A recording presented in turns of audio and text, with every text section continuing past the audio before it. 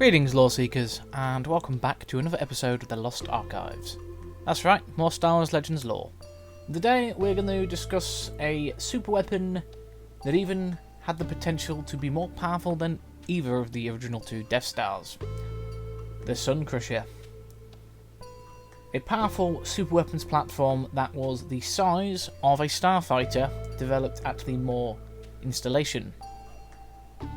Its principal design was to enter into a target system and slip unnoticed by any possible defences that system might contain. This is why it being mounted to a starfighter was essential, as a starfighter can quite easily slip through much larger detection grids, lessons that were learned from the destruction of the first Death Star. To help with this as well, the ship was equipped with quantum crystalline armour. This gave it a intense amount of durability, being even able to shear through the bridge of some Imperial class Star Destroyers, or even taking glancing shots from prototype Death Star weapons. The prototype Death Star 1 was essentially used, a smaller scale version of the original Death Star used to fix a lot of the problems with the first Death Star. This thing could survive a glancing shot from it, whereas most other ships would have been destroyed. But swiftly moving on. So, the Sun Crusher would slip into a target system, it would slip by the defences, and then it would cause the sun in that system to artificially go into a supernova. It did this by the release of energy resonance torpedoes, which would artificially create supernovas, rendering a star's core to go unstable and eventually into nova. This chain reaction would cause the destruction of many of the worlds in this system, any and all space stations and ships, as well as all mining and various other things there. The creation of which could lead to a new nebula or an uninhabited system that would be rendered placid and ready for abuse by the Imperial war machine. Now, you could stop this reaction by stopping the Sun Crusher itself. However, once the torpedoes had burrowed into the star, that couldn't be stopped.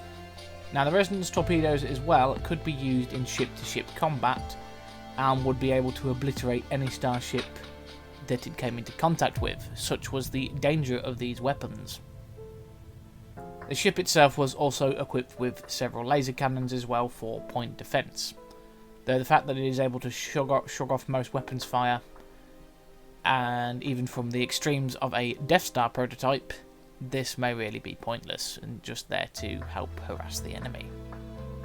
Now, unlike a lot of ships in the Imperial Navy, the Sun Crusher was equipped with a hyperdrive, meaning it could basically be used for deep and long-range missions without the use of support craft or restock. Eventually, however, it would need to return to a home base in order to replenish its supplies, as it does have a finite amount of both fuel and weaponry. Now to go on to a little bit of its operational history and its creation. So, the Sun Crusher was essentially built using funds siphoned off from the first Death Star project by Grand Moff Tarkin himself, essentially to develop it as part of experimental weapons technologies. And luckily, they only ever built one. And I do think this may have actually this may have been Tarkin's future goals, to even maybe replace the Emperor. Even though he was steadfast and loyal to the Emperor's lofty ideals and goals, not even Palpatine knew about the Sun Crusher, which is probably for the best, considering Palpatine's megalomania. He would have used this for all sorts of things, despite it not being as grandiose a gesture as the Death Stars, as they were meant to be symbols of the Empire's might, and also ready for certain future wars that were on the horizon from the far outsiders. That'll get its own video later. So, like with many of the secret projects of the Maw installation, after the death of Tarkin, The Sun Crusher was completely forgotten about by many Imperial forces, and it didn't see another re-emergence later until about 11 years after the Battle of Yavin and Tarkin's original death, as Han, Chewie and a prospective student for the Jedi Academy, Kip Duron, stumbled across the Maw installation and was taken captive by its commanding officer, the notorious Natasi Dala. They were able to escape from the Maw installation using the Sun Crusher, and they drove it through the command bridge of an Imperial Class 1 Star Destroyer, showcasing its near indestructibility. Eventually, the Sun Crusher was placed within the gas giant Yavin, hoping that this would prevent anybody from being able to access and use the device. It was then eventually retrieved by Kip Duron, now a Jedi Adept at the Academy, under the influence of the Dark Lord Exar Kun. And unfortunately, Kip would use this to destroy not only a nebula, most of Dala's more irregular fleet, but also several Imperial worlds. Something he would come to regret much later on. Eventually, the Sun Crusher was destroyed in the very place in which it was created, the Maw installation, as it was used to lure the prototype Death Star 1 into one of the Maw's black holes. This destroyed basically the Death Star prototype, the Sun Crusher, but Kip Duron was able to escape from it by popping inside a message pod, though he did suffer severe injuries from this. Thankfully, this was the only Sun Crusher ever created, and I do suspect that its armaments could only really be created inside the Maw.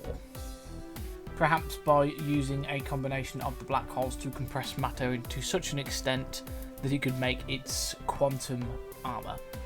My own personal feelings on the Sun Crusher, whether you guys love it or hate it, is a bit too overpowered for my tastes. Though, in the hands of a competent Imperial Admiral or General, it could be used for devastating effects to decimate the New Republic's forces. But hey, let me see your comments down in the comment section below. So, to wrap up, I shall just summarise what we've done so far. So, Sun Crusher, Starfighter, short capabilities, able to slip through systems and detonate suns, causing them to go nova, completely obliterating the entire star system. Meaning that it is a long-range weapons platform that can be used to decimate entire swathes of enemy territory, denying them the resources of those systems and any manufacturing and weapons capabilities of those systems. This effectively would be a very useful tool in denying enemy states or even enemy forces the resources that they would use to help further their war machine. It could be that this was designed with in mind that once an enemy had taken over one of your systems, you would then detonate one of these torpedoes in its sun, wiping out a large percentage of their war machine, maximising their losses, as well as causing some to your own. But then again, it means the enemy aren't going to turn around and then use your own equipment and facilities against you. The enemy which this could have been designed for, however,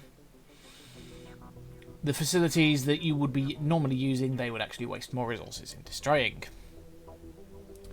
Anyway, as always, my sources will be listed in the description below. If you like what you heard, perhaps consider leaving a like, maybe a comment down below. We can get some discussions on this with your own thoughts as well. And that being said, take care, have a good day, and may the lore keepers ever be in your favour.